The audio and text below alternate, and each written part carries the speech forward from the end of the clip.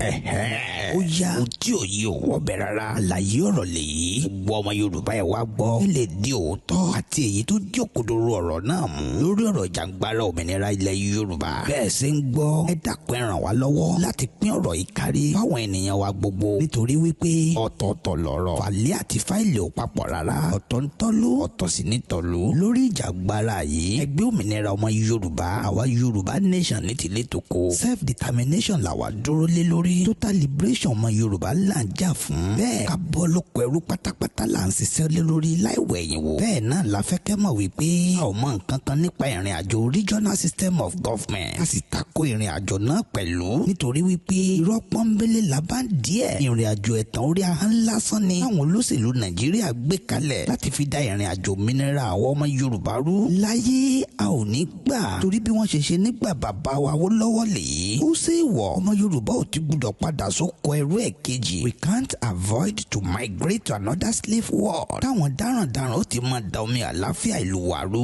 lábẹ́ àkóso regional system of government Yorùbá ilé yá ojú àfọ̀nfọ̀ tán ìjà ló ń dá sílẹ̀ ẹ já gbòmìnira pátápátá dádúró nìkan lọ́nà àbáyọ ẹ dákun ẹ̀yin èèyàn wa ẹ má da Yorùbá nation mọ́ regional system of government rárá torí pé ẹ̀tàn irọ́ àti àbòsí labáǹdì regional system of government wọn fún ẹ̀kúnrẹ́rẹ́ àlàyé síwájú sí i tàbí tẹ́ bá ń fẹ́ ẹ̀rí tó dájú pẹ̀lú ń ta àwí ẹ lè pè tàbí kẹ́ WhatsApp Moses Abiodun Ojo tí wọ́n jẹ́ YSCM General Secretary lórí +1 647 339 1894.